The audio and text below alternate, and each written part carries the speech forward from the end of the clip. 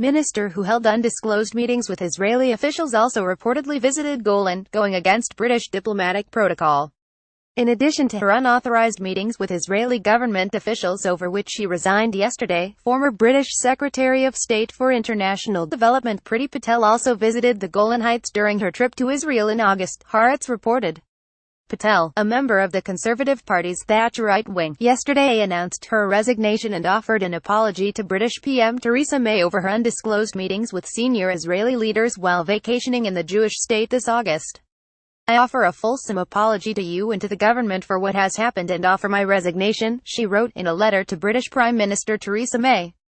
Patel also wrote in her letter that there had been a number of reports about my actions and I am sorry that these have served as a distraction.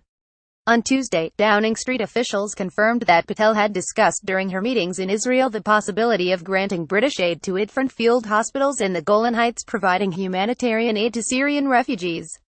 The Secretary of State did discuss potential ways to provide medical support for Syrian refugees who are wounded and who cross into the Golan for aid, a government spokesperson said, going on to confirm that British policy has not changed.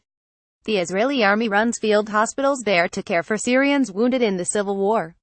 But there is no change in policy in the area.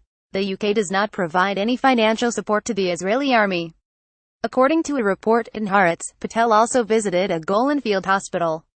While Israel captured the Golan Heights from Syria in a defensive maneuver during the 1967 Six-Day War following Syrian artillery's bombardment of the Galilee, and applied Israeli civilian law there in 1981, the international community refuses to recognize Israel's control over the region.